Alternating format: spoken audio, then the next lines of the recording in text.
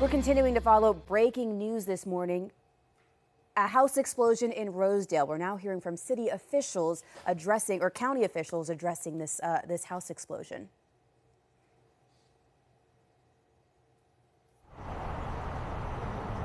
Everybody ready?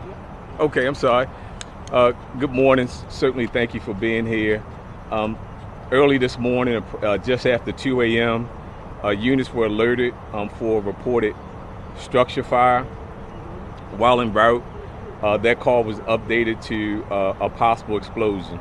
The first arriving unit, upon arrival, it was obvious that there had been some type of explosion, some type of event that caused the collapse of the house, which was still was confirmed to be on fire.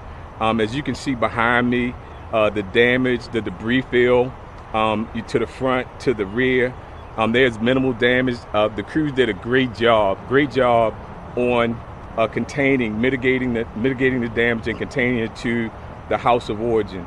Right now, there'll probably be questions about whether or not the home is occupied. As you can see from the destruction behind me, we were unable to do a conventional search, which is what we normally do, primary and secondary searches. But what we have been told, we're thankful for the neighbors for all their help in telling us that they believe that the occupants are out of town, but I can't confirm that at this time. We're thankful for BG&E that assisted in rendering it safe, controlling the gas.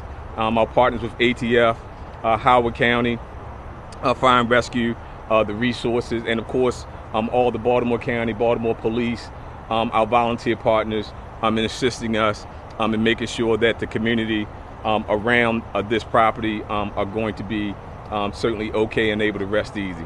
Are there any questions? Yes, can you just walk us through next steps and what you guys will be doing throughout the rest of the day just to assess the damage and everything? Yes, ma'am. Well, for the rest of the day, one of the things we're waiting for is that to make sure we have equipment on the scene, because we talk about we haven't been able to do the conventional search of the structure. So we need specialized equipment to help us remove some of the debris field and conduct the search. So that's what we're waiting for, throughout the rest of the day. All the hazards, again, it's important for us to make sure any hazards are secured, and we believe that is the case, but we're going to be vigilant and make sure that we take the right steps to keep the community safe. Chief, just to confirm, so until you do that conventional search, you can't confirm whether they're everything points to there is as you can see behind me, there is one vehicle in the driveway, which is for us. Typically, we arrive on the scene, we see a vehicle that may be a sign it's occupied, but people around us, and there has been some from this scene contacted because they said they travel, so they're looking even up, basically see if the passports were used. So we're trying to confirm it, but I don't want to give any bad information, and we're prayerful. I'm prayerful that they are somewhere safe. Taking a look at this, I've been hearing that this neighborhood is such a calm neighborhood. Some people have been living in this area for 20, 30 years. When you're taking a look at this, what is your thoughts? What are you gauging looking at this kind of damage? Well, my thoughts are that it's very unfortunate, but my thoughts are also that the fast actions of our crews help mitigate it. Because when you look at it, and we're very thankful for the rain that we just recently had, because if you look at the tree, which happened to be on my right side, your left side, you can see where the fire impinged on that tree, and that could have also started and impacted the house that was next door. So they did a great job. There is minimal damage to the house on my left side, but we don't believe at this time that that's structural. But again, when I see something like this, it's unfortunate that it happened. We do have things like this happen in the society that we live in, but that's why it's important to have a department or resources such as Baltimore County has to make sure that when we arrive on the scene, we're able to do what we need to do to render it safe. I know some neighbors here are wondering, possibly when this pool will be open to them because it is blocked. Yes.